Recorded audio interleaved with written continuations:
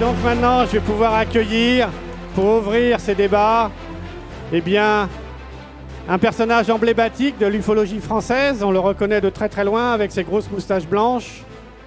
C'est le colonel Jack Crean.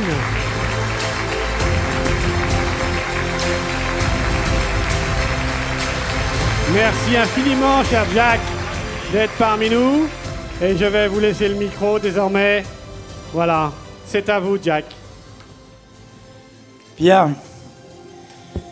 Je vais vous raconter une aventure qui a un peu changé ma vie et qui élargit, je dirais, le champ de conscience sur notre Terre et ce qu'il peut y avoir maintenant dans la galaxie.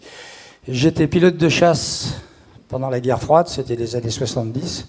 C'était déjà la menace atomique entre la Russie, les États-Unis et nous-mêmes, qui se reprécise d'ailleurs maintenant. Et on avait De Gaulle, qui était un vrai chef, avait dit aux Russes, si vous nous menacez, nous avons de quoi répondre. Ça veut dire que nous aussi, nous avons la bombe atomique. Et si on voit vos bombardiers approcher de l'Europe et de la France, on avait développé un avion de chasse qui était le Mirage, qui est un avion qui a toujours été un des plus rapides, qui dépassait 2 fois la vitesse du son, Mach de 2, avec les premiers engins qui pouvaient exister, des engins infrarouges, des missiles, ou électromagnétiques, de manière à pouvoir intercepter de face, donc sur des décollages d'alerte sur lesquels on était prêt, pour intercepter ces bombardiers, c'est-à-dire essayer déjà de les neutraliser avant qu'ils arrivent sur la France, et on pouvait continuer jusqu'en Russie, pour, j'allais dire, malheureusement, caraméliser tout ce qui pouvait rester, Moscou et compagnie. Donc c'était une lourde menace, mais il y avait des dissuasions, c'est-à-dire, si vous y arrivez, nous, on sait de quoi répondre. Actuellement, d'ailleurs, c'est un peu la même menace qui se profile, mais je dirais, malheureusement, on a fait tellement de progrès dans des engins de destruction que personne n'a intérêt, d'ailleurs, à lancer l'affaire.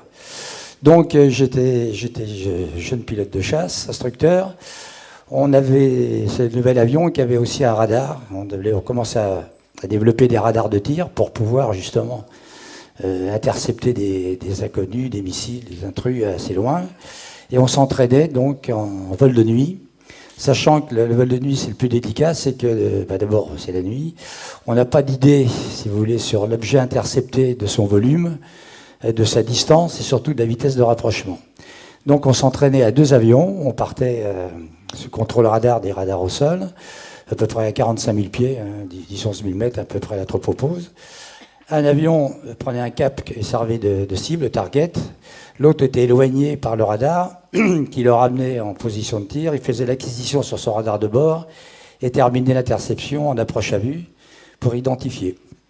Et c'était assez délicat, c'était maintenant avec les progrès qu'on a fait avec le Rafale, je ne vais pas dire que les pilotes sont moins bons, mais la sécurité est meilleure et c'est plus safe. Donc j'étais target, j'étais cible, le contrôleur radar m'avait donné un cap, j'étais peinard dans mon avion, je regardais les étoiles. Donc quand les pilotes, c'est des gens qui sont pilotes ici, vous savez que c'est pas le tout de se mettre les fesses en l'air, c'est le retour sur Terre. Posez pas casser, contrôler, et la vitesse c'est l'élément principal, et la vue, c'est aussi l'élément principal, surtout en temps de guerre, c'est toujours l'avion que vous n'avez pas vu qui vient vous flinguer par surprise, ou alors la collision en vol. Donc je regardais les étoiles, je regardais autour de moi, je faisais la surveillance du ciel, tranquille dans ma petite boîte, et puis là je vois dans mes 10 heures, sur la gauche, quelque chose qui ressemblait au début ce que je croyais à un avion de ligne. Ça avait l'air assez gros, il y avait des hublots, et je signale ça au contrôleur au sol, je dis écoute, là, il y a un avion qui arrive dans mes 10 heures, il n'a rien à faire là. Il faut m'identifier. Et le gars me dit écoutez, j'ai tout sur mon radar, tout ce qu'il y a autour de vous, je vous ai en contact, mais ce que vous m'annoncez, je n'ai pas de contact. Alors j'insiste. Alors là, le gars il me dit bon, oxygène, pressu, voir s'il n'y avait pas un malaise en vol, l'oxygène, etc. Mon collègue arrive, il réussit son rassemblement, et je dis tu vois ce que je vois? Il me dit oui, je confirme. Il y a un target, là, il y a donc un avion qui n'a rien à faire là, quoi. Et à ce moment-là, le contrôleur nous confirme qu'il a bien un contact sur nous, il est bien en contact sur tout le monde, sauf sur lui annonce. Et là, on passe en police du ciel. Il faut savoir que chaque pays, aucun avion peut survoler sans une autorisation ou une identification. Le contrôleur nous confirme que lui ne le voit pas, donc on passe en police du ciel et on intercepte ce qu'on voit. Et alors on arrive, l'image qu'on avait, la nuit, c'est assez difficile. Vous avez pu voir que suivant les formes et suivant l'éclairage, ça prend une image toute différente. Là, ça ressemblait en fait, je dirais, à un ballon de rugby. C'était un objet assez rond, avec une pointe avant, une pointe arrière, donc le fuselage effilé, avec des hublots éclairés. Et au moment où on arrive pour l'intercepter, alors une distance, disons, subjective à évaluer, peut-être à 200-300 mètres, ça nous part dans les pattes. Comme vous voyez dans les films d'anticipation maintenant, la vitesse éclair, la vitesse lumière, ça nous dépose complètement, dans même pas une seconde. D'ailleurs, on a l'impression d'être arrêté. Moi, dans mon avion, je disais pourquoi je suis arrêté alors que j'étais en supersonique. Je vois que vous avez vu, vous savez, dans Tintin et Milou, il y a les deux, il y a les Dupont qui sont dans une Jeep dans le désert, qui roulent tranquille à peinard, et ils sont doublés par la vitesse du docteur Muller plein pot. Et il y en a qui descendent en disant pourquoi on est arrêté, et ils se cassent la gueule. Mais ben, c'est un peu l'impression, c'est l'image qui m'est venue dans mon mirage à l'époque. Donc ça disparaît. Alors bon, on réduit évidemment la vitesse, etc. On rappelle les contrôleurs qui confirment que lui, il n'avait rien. Bon, à l'époque, ce qu'on avait, c'est qu'on n'a pas eu de brouillage radar, on n'a pas eu de brouillage de nos systèmes d'armes, on n'a pas eu de brouillage radio, c'est simplement que c'était là et que ça s'est barré vite fait, quoi. Donc on reprend l'entraînement, on était soucieux de l'économie ça représentait, on reprend l'entraînement, là c'est moi qui suis chasseur, et la même chose, au moment où j'arrive sur récupérer mon collègue, je vois cette chose-là qui réapparaît à peu près dans mes 2-3 heures assez haut, exactement comme aurait fait un troisième avion de chasse pour observer ce qu'on faisait. Alors je repars, le dialogue reprend avec le contrôleur, on est là, on voit ce trafic, et il nous confirme toujours qu'il voit tout le monde sauf lui. Donc on repart au charbon, là, alors là plein pot, je peux vous dire, on y va en supersonique, et au moment où à une distance que cet objet réagissait comme un pilote de chasse en fait, c'est que quand on arrivait dans son domaine de sécurité, il dégageait. Et il dégageait la vitesse de la lumière. Là. Donc, on ralentit, ça commence à nous intercepter, on recommence, on avait encore assez de pétrole, on fait une troisième présentation, et là, la même chose. Et là, on repart, mais alors vraiment en plein pot, cap collision, on était jeunes, ça commençait, je ne dirais pas à nous énerver, mais c'était une question de sécurité aéronautique, et on sentait bien qu'il y avait quelque chose qui n'était pas normal, qui était différent de toutes les connaissances aéronautiques qu'on pouvait avoir à l'époque. Donc la même chose se représente, au moment où on arrive à une distance de sécurité pour cet engin, il dégage. Donc on rentre, on se repose, il n'y a plus de pétrole, on se repose. On se sur Clay-Tétard. Normalement, on aurait dû débriefer avec le contrôleur au sol. Et il était déjà reparti. Moi, à l'époque, j'étais capitaine, j'aurais dû signaler. Peut-être qu'il avait un problème familial, etc. Enfin, bon, on ne débriefe pas. Et je me regarde avec mon collègue à l'époque, on dit qu'est-ce qu'on fait? On en parle ou on n'en parle pas? Et à l'époque, ça n'a pas été très bien vu, je dirais, politiquement. Je reviendrai sur les informations vis-à-vis de l'armée de l'air, puisque moi, j'ai eu des contacts avec les chefs d'état-major de l'armée de l'air actuelle. Il faut savoir que dans ce domaine, les informations sont très manipulées. Vous savez qu'avoir les Américains. Les Américains, quand ça les arrange, quand ils veulent masquer un autre problème plus grave, ils ressortent des contacts qu'ont eu leurs pilotes. Hein, ça masque autre chose, et puis quand ça ne les intéresse pas, ça n'existe pas. Ils sont très manipulateurs là-dessus. Nous, à l'époque, c'était pas franchement, ça n'aurait pas été franchement bien vu. Et je dis à mon collègue, écoute, on n'en parle pas, on verra demain matin si on nous demande des explications. Parce qu'à l'époque, comme je disais, on va chez le psy, ou on va au secret, ou de toute façon, ça va être des emmerdes. Voilà, c'était un peu ça. Vous savez que c'est toujours le politique qui commande des armes, il fait ce qu'il veut, et c'est le militaire qui obéit et qui sert les armes, et il est aux ordres du politique. Alors quand ça plaît au politique, c'est bien, on nous file une médaille, quand ça n'y plaît pas, on vous fout au trou. Donc, en ce qui me concerne, bon, j'ai eu d'autres observations, si vous voulez, après, mais celle-là reste dans ma mémoire, et effectivement, on peut s'interroger. Alors, c'est vrai que depuis un certain temps, on accepte de savoir qu'il est possible qu'il y ait d'autres formes de vie dans l'espace, d'autres formes de manifestations qui ne sont pas forcées d'être à notre image. Vous savez que les premières bandes d'anticipation, les extraterrestres avaient toujours ils ressemblaient à des diables, ils ressemblaient à des dragons, ils ressemblaient à la forme d'être humain, mais un petit monstrueux, alors que on se rend compte maintenant qu'on est dans l'énergie, on a une énergie mentale, on a peut-être une autre forme de perception des choses, mais pas forcément sur une forme humaine. C'est d'autres prises de conscience, c'est des manifestations de puissance. La galaxie est extraordinaire. À elle toute seule, c'est une énergie Et comme toute énergie, elle est duale. Je veux dire, pour exister, il y a un côté positif qui crée, il y a un côté qui détruit. Dans la destruction, on fait souvent une renaissance. C'est un peu comme notre vie. Comme disait un grand philosophe, on a 2 hémisphères cérébraux, vous êtes tous d'accord. Il y en a qui a la tête dans les étoiles, c'est l'amour, c'est la joie, c'est le bonheur, et l'autre qui a le cul dans les ronces. Donc c'est une expression d'aviateur, ça veut dire que bon, c'est la peur, c'est la méchanceté, c'est un peu l'attaque. Voilà mon expérience. Et je pense que c'est pas terminé, parce que là on est parti avec les progrès qu'on a d'analyser l'énergie, d'analyser les choses qui se passent. Et c'est peut-être une réponse à notre peur aussi. On a tous un peu, inconsciemment, on a tous des peurs. Bon, il y a la mort derrière nous, il y a la maladie, il y a des choses qu'on ne maîtrise pas. Et ça sera peut-être une réponse à notre peur d'accepter que l'énergie, elle est double, et de se mettre toujours du bon côté, l'amour, la joie. Et quand, je veux dire, on est contrarié, eh bien, on est comme une batterie en courjus, ça ne donne pas du bonne chose et c'est le corps qui ramasse.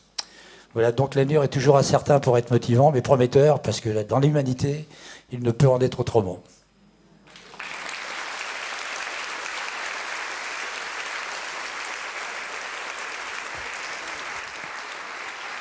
Merci infiniment, cher Jack. Mais cette histoire n'est pas terminée. Cette histoire n'est pas totalement terminée. Parce que, il y a un an de ça, je tenais à ce que Jack, je l'appelle Jack maintenant, soit parmi nous déjà à l'édition l'année dernière. J'avais ma petite idée. Pour le faire venir. Et Jack, ça se voit pas du tout, mais il a eu 80 ans il y a plus d'1 an déjà. Voilà.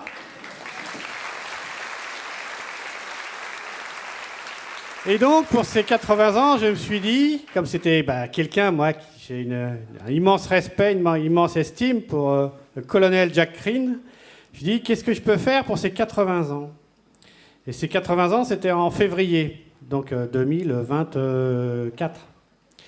Et au mois de décembre, j'avais eu cette petite idée de contacter Elena et lui demander, mais est-ce que tu saurais dire, est-ce que là-haut, il saurait nous dire ce que le colonel Jack Crean a rencontré ce jour-là, donc un jour de septembre 73. Et j'étais en contact avec Elena, je vais demander à Toran. Donc ça paraît fou. Et donc, Elena dit, je demande à Toran. Et puis oui, là, il cherche dans la base de données de la Fédération Galactique les contacts qu'il y a eu ce jour-là.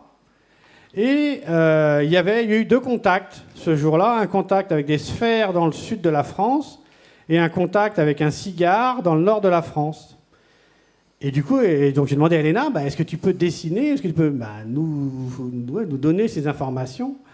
Et donc, Elena a eu la gentillesse et aussi, immense merci à Toran d'avoir fait cette recherche, parce que c'était sur Facebook et j'étais avec Elena. Oui, je cherche dans la base et tout. Non, mais quand on vit ça, ça paraît surréaliste. Hein. Je suis en contact avec Elena par Facebook, il me dit que voilà, pendant ce temps-là, il y a Toran qui cherche dans la base. Non, mais vous imaginez pas quand même ce qu'on peut ressentir, quoi. Et donc, Elena a fait ce dessin qui représente avec les informations qu'elle a reçues de Toran. Et donc ça, ce slide, ce dessin, donc on l'a Jack en bas sur l'écran de rappel. Donc là, on voit ce vaisseau cargo qui nous explique que ce jour-là, c'était un vaisseau cargo de la Fédération Galactique c'est un vaisseau transporteur d'engins. Donc le 23 septembre 60... c'est marqué 73, mais 75, mais il y a un petit... Entre 73 et 75, il y a un petit doute. Bon. Et 73. Ouais, et 73. Et donc, ce vaisseau cargo, transporteur d'engins, donc on apprend que, en fait, ils ont entre 12 ou 16 fenêtres. Il y a le modèle à 12 fenêtres. Celui qui l'a vu, c'était le 12 fenêtres. 12 fenêtres. Mais il y a aussi un modèle à 16 fenêtres.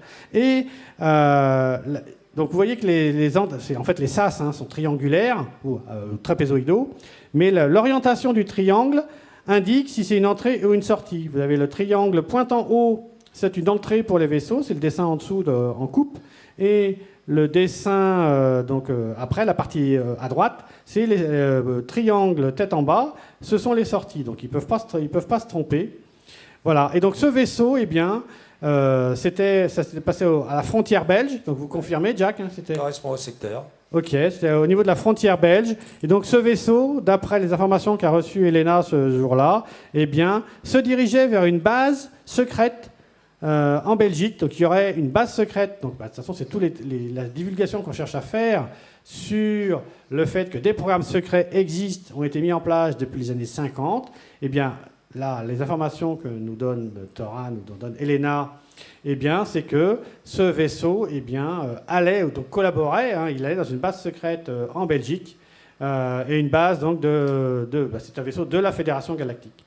Donc voilà les informations qu'on a pu recevoir concernant ce témoignage. Donc là encore, alors ça doit faire tout drôle d'apprendre. Quand je vous ai offert ce dessin chez vous, donc j'étais allé la semaine de son anniversaire, et je lui ai dit j'ai un cadeau pour vous.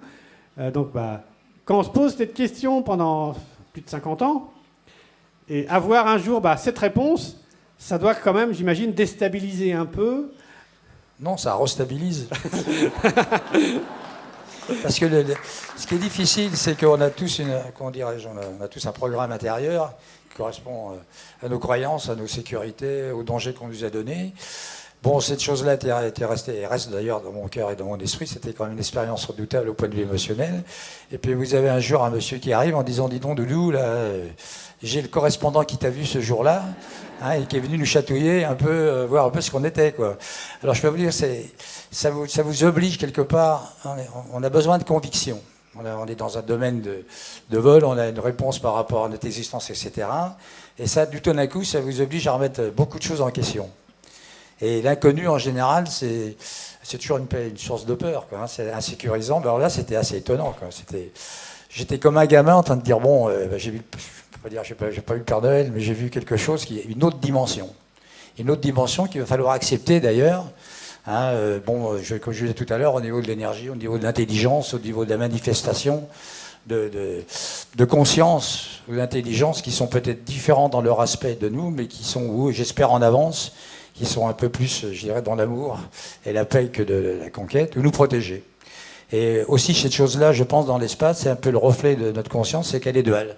Il y a une bonne énergie qui vient pour nous peut-être nous sauver, nous sauvegarder, et il y en a une qui cherche peut-être à prendre le pouvoir. C'est un peu l'histoire de l'humanité, quoi.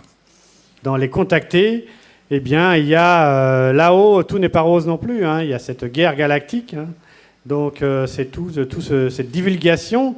Alors, j'ai pas évoqué tout à l'heure dans la divulgation côté américain qui se met en place, mais il va falloir s'attendre de toute façon à ce que ceux qui aussi ont caché les informations pendant 70 ans, même si on dit qu'il y a une divulgation qui se met en place, ça va être un peu comme les guerres de religion. Il y a différents courants parce que ceux qui ont menti, qui ont cherché à cacher les informations, eh bien, vont tout faire pour arranger ou présenter la chose d'une manière qui les arrange. Et donc, eh bien, il va falloir réussir à bien comprendre, dans toutes ces informations qui sortent, lesquelles sont les bonnes. Et c'est vraiment, alors c'est très très compliqué, où il y a énormément de confusion aujourd'hui dans les médias, etc. Dans les médias UFO, donc il y a quand même tous ces courants où chacun dit non, c'est moi qui ai raison. Donc c'est très très compliqué parce que c'est vraiment, c'est à nous d'avoir notre propre discernement et de comprendre la logique qui est derrière. Mais ceux qui ont agi contre l'humanité vont tout faire. De toute façon, c'est une vraie guerre. C'est une vraie guerre de l'information. Donc, J'ajouterais celui qui a la connaissance a le pouvoir. Et prend le pouvoir parce qu'il peut faire peur ou il a une puissance supplémentaire. Et celui qui a le pouvoir, justement, s'il le fait partager, ça rassure et ça permet de rééquilibrer les choses. Je pense qu'ici, vous allez avoir les bonnes réponses. Il y a des gens qui vont sûrement vous donner les bonnes réponses que vous pouvez vous poser. Voilà. Et donc, merci beaucoup, Jack. Merci beaucoup. Oui, il y a tellement d'informations. Il va y avoir énormément d'informations pendant ces 2 jours.